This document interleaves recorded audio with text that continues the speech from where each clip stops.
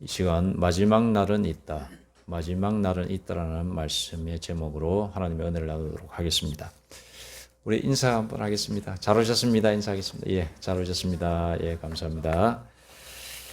1945년 8월 6일에 일본 히로시마의 원자폭탄이 투하되었습니다. 그 투하되기 며칠 전에 미군이 경고장을 날렸습니다. 이곳에서 빨리 최대한 멀리 대피하라. 오전 10시, 내일 오전 10시까지 이 도시를 벗어날 수만 있으면 빨리 벗어나라. 이렇게 경고장을 해서 그 전날 쭉 날렸습니다. 근데 그 하늘에서 날려오는 그 미군이 뿌린 그 전단지를 보면서 이렇게 믿었습니다. 보통 대부분의 일본 사람들이 그렇게 믿었다고 합니다. 이것도 선전이구나. 선전. 그러니까는 심리 선전이죠. 심리술. 그래서 우리의 마음을 두렵게 해가지고 항복을 시키려고 하는 모양이구나. 이렇게 생각을 했다고 합니다. 그래서 대부분의 일본인들이 그것을 떠나지 않고 히로시마를 떠나지 않고 그 자리를 지켰습니다. 그런데 그 중에는 몇몇의 사람들은 이게 예삿 쪽지가 아니다. 예삿 경고장이 아니다 생각하고 심각하게 받아들이고 그날 새벽에 빨리 짐을 싸서 보따리 싸가지고 아주 멀리 떠난 부류가 있었다고 합니다. 마침 이제 때가 됐습니다. 저기 하늘에서 굉음 같은 항공기 소리가 들리는 거죠. 그러고 나서 뭔가가 툭 떨어집니다.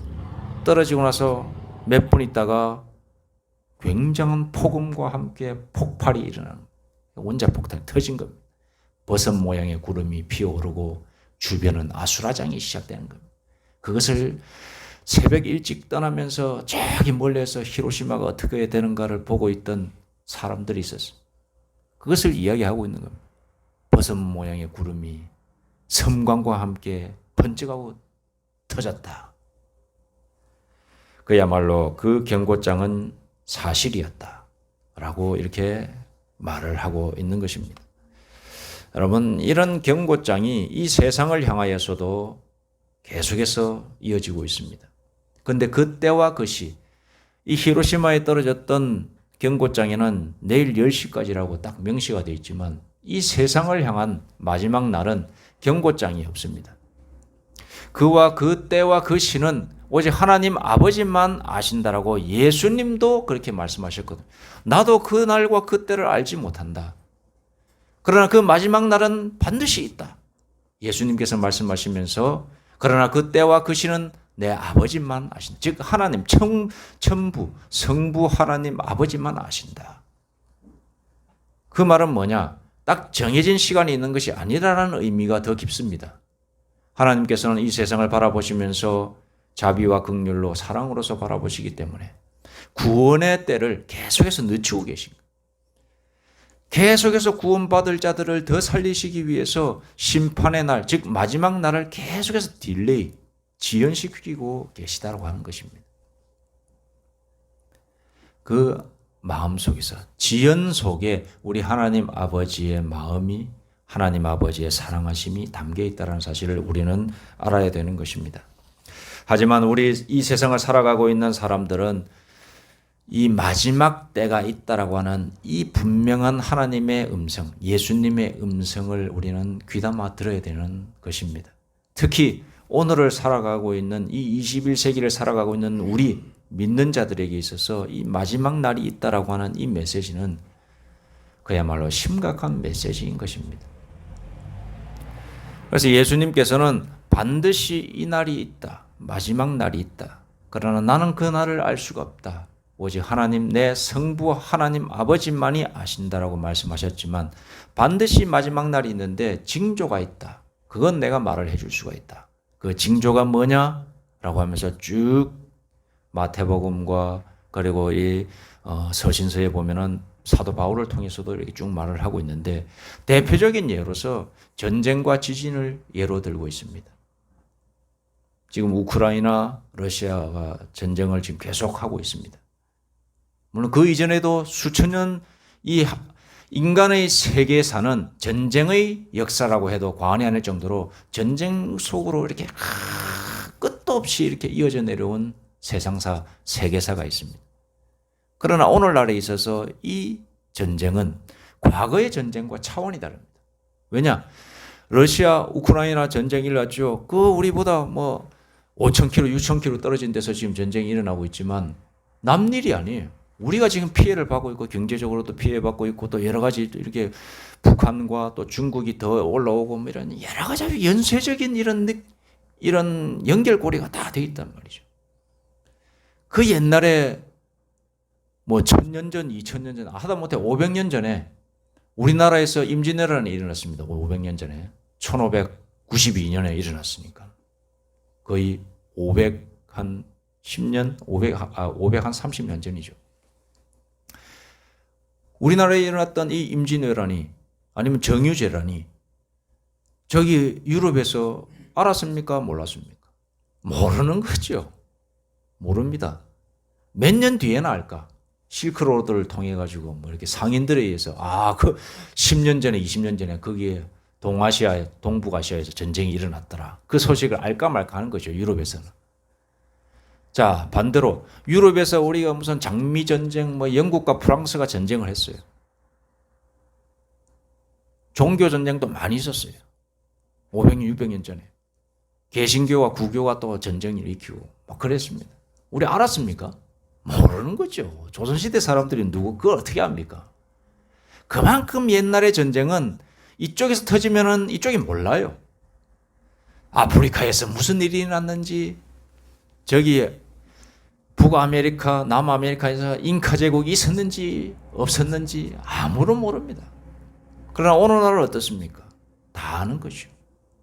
네트워크가 다 연결되어 있기 때문에. 지금 터지면은 1분 뒤에 알 수 있어요. 아무리 멀리 떨어져도 인터넷이 있기 때문에 1분 10 취재해서 바로 올리면 바로 우리 다 아는 거, 전 세계 사람들이. 그런 세상에서의 전쟁, 이런 세상에서의 전쟁은 차원이 다른 겁니다.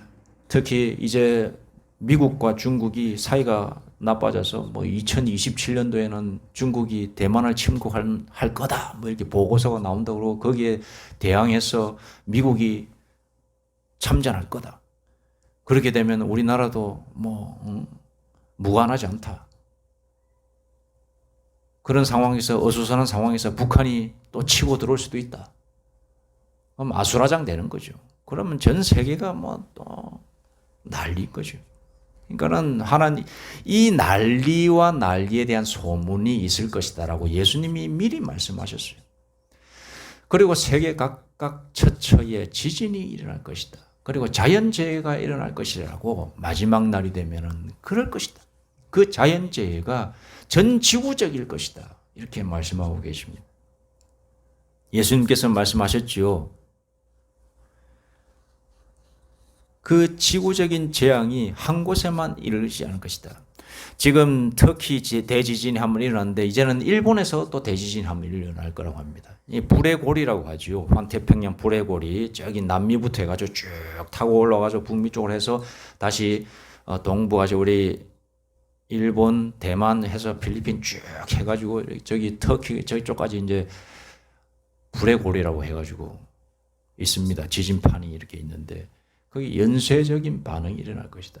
전 지구적인 재난의 징조가 지금 점점 과학자들에서 보고가 되고 있는 것입니다. 예수님께서 말씀하십니다. 그때가 되면은 징조가 있을 것이다. 재난의 징조가 있을 것이다. 자연재해와 우리 전쟁의 징조. 우리는 전쟁을 통하여서 우리는 이 하나님의 메시지를 깨달아야 돼요. 피부로서 느껴야 되는 것입니다. 그리고 이 자연재해를 통하여 세상의 마지막이 다가오고 있음을 깨달아야 되는 겁니다. 이걸 깨닫지 못하면은 우리는 방탕한 생활을 할 수밖에 없습니다. 스스로 조심하여서 하나님의 말씀을 보고 하나님의 은혜를 간구해야 되는 시간이 점점 줄어들고 있는 거예요. 우리가 경건하게 살아가야 될 이유가 바로 여기에 있는 것입니다. 젊은이들이 왜 경건에서 좀 멀리 떨어져 있느냐? 나이 드신 분들이 왜 이거는 노골적으로 얘기하면은 나이 드신 분들이 좀 종교성이 더 강해지고 나이 어린 사람들이 종교성이 약한 이유가 뭐냐? 대체적으로 그렇다는 겁니다. 물론 어린 사람 중에서도 신앙심 좋은 사람이 있어요. 뭐든지. 불교든 가톨릭이든 아니면 우리 기독교든 교회 다니시면 젊은 사람 중에서 아주 열심히 사람이 있어요. 각자 분야에서. 그런데 그걸 통칭해서 종교성이라고 하십시다. 종교성이 젊은 사람들이 그래도 대체적으로 약해. 나이 드신 분들이 교회에 많고 절에도 많고 가톨릭에도 보면 많거든. 왜 그러냐? 그 종교심이 깊어지는 거예요. 이제 종말의 때가 점점 자기 육신의 종말의 때가 다가오기 때문에 종교성이 강해지는 거예요. 자기 스스로 인생을 살아보니까는 이거 마음대로 되는 일 없고 정말로 신을 의지하지 않으면은 이게 극복할 수가 없으니까. 나이 들면 들수록 더 그렇게 된다 이 말이에요. 근데 왜 젊은이들이 그렇게 적느냐? 그 젊음이 자기의 눈을 가리고 있기 때문에 그런 거예요. 종말이 보이지 않는 겁니다. 마지막의 날이 너무너무 멀리 있다라고 생각하기 때문에 자기 인생을 쉽게 말해서 육신적으로 살아가게 되는 거예요. 육신의 일을 선택하게 되는 거죠. 쉽게 만나고 쉽게 헤어지고 그리고 함부로 말을 하고 사람에게 상처 주고 자기의 욕망을 끊임없이 채우려고 그러고 젊은이들이 대체적인 성향이 그렇다는 거예요. 대부분 다 100% 그렇다는 게 아니고 대체적인 성향이 그렇다는 거예요. 그런데 젊었을 때 그렇게 방탕하게 살던 사람들도 나이 40, 50, 60 이래 되다 보면은 변화되는 사람들이 있거든요. 왜 그러냐? 이제 육신이 연약해지면서 종말이 느껴지거든. 마지막 때가 있다는 거예요. 그런 겁니다. 우리 믿는 자들은 이 세상에 마지막이 있다라고 하는 것을 느껴야 되는데 그걸 뭘 보고 느껴야 되느냐? 계속해서 말씀드립니다만 이 전쟁의 소식들, 이 세상의 소식들을 통해서 하나님의 때가 가까웠음을 우리는 알아야 된다 이 말씀입니다. 분명히 마지막 날은 있습니다. 마지막 날은 있습니다. 이것을 우리는 인식하시고 하나님께로 가까이 나가시는 원동력이 되시기를 소망합니다. 우리가 이 마지막 날에 되었을 때에 우리가 살아야 될 그런 방법이 있습니다. 그것은 뭐냐?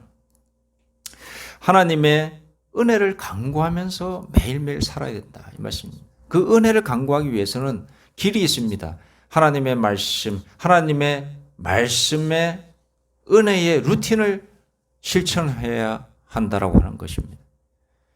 하나님의 은혜를 받고 하나님의 은혜를 느끼기 위해서는 경건의 루틴을 하지 않으면 안 됩니다. 루틴이 뭐죠? 반복된 습관을 말하는 겁니다. 했던 것도 하고 했던 것도 하고 이런 게 있습니다. 이 경건의 루틴은 뭐냐? 기도하는 것입니다. 계속해서 말씀드립니다만은 저는 굉장히 단순한 신앙을 가지고 있거든요. 하나님의 은혜를 받기 위해서는, 하나님을 만나기 위해서는 하나님의 말씀을 봐야 된다라고 하는 그런 철저한 단순성을 가지고 있습니다. 저는.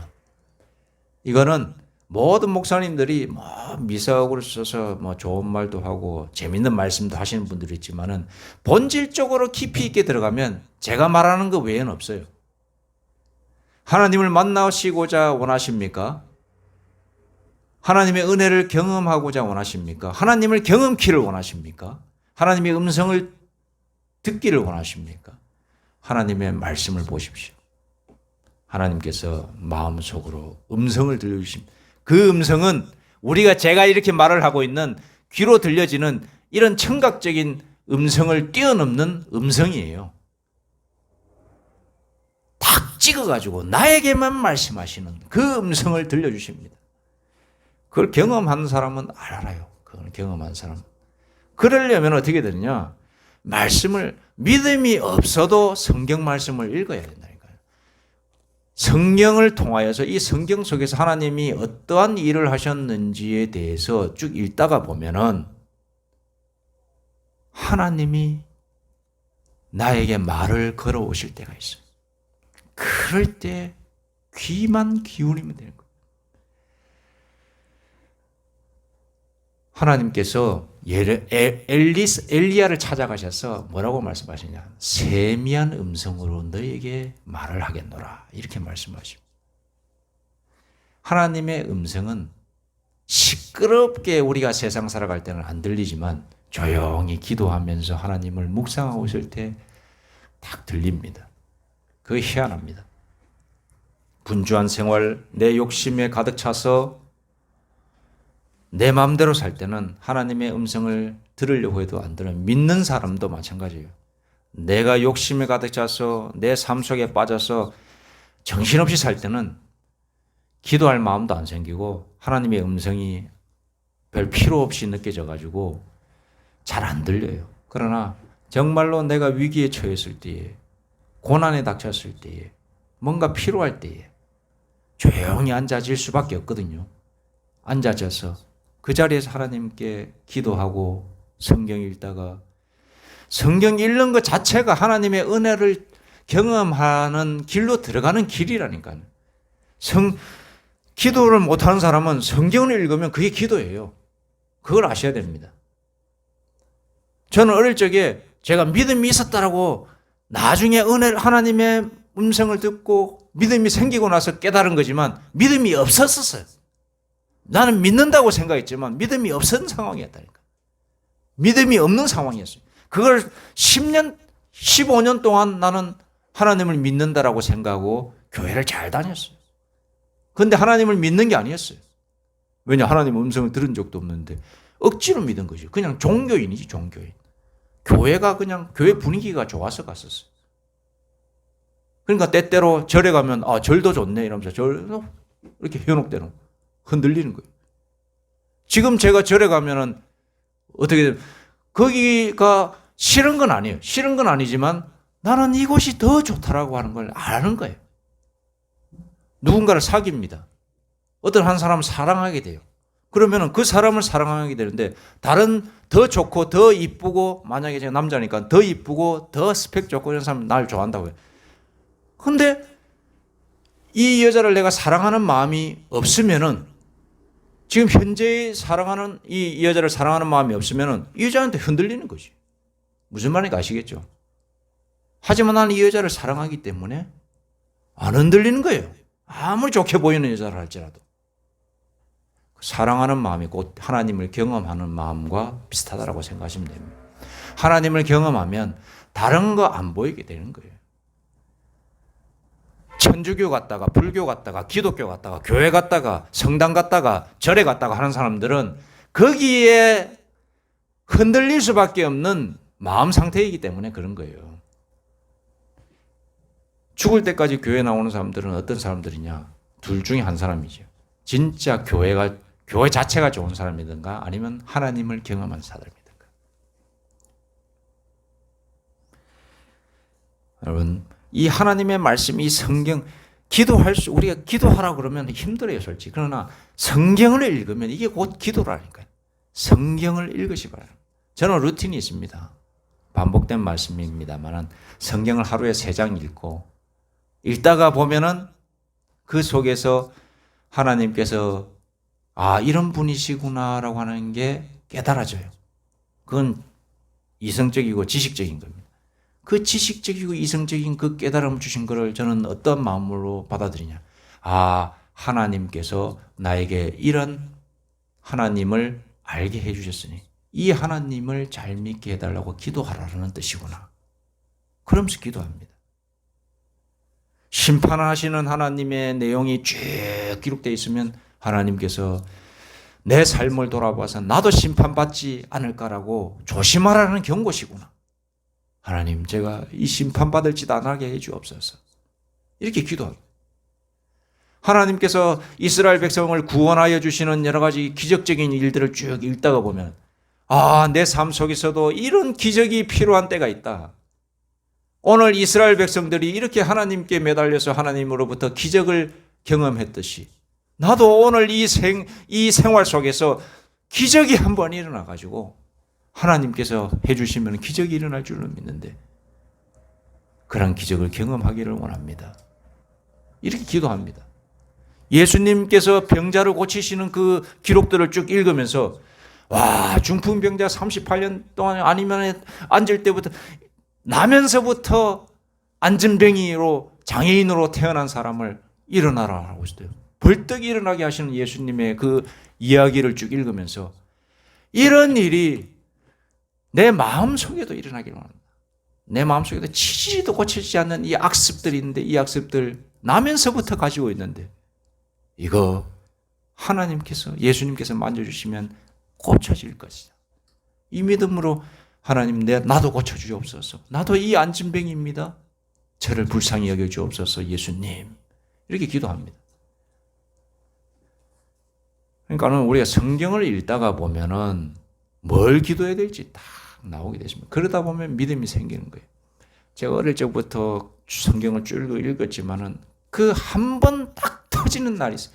그걸 위해서 15년을 살았던 하나님께서 나를 15년 동안 붙들고 계셨구나. 다른 데 갈 수도 있는데 제가 이단에도 한번 가본 적이 있고 제가 스님 되겠다고 고3 때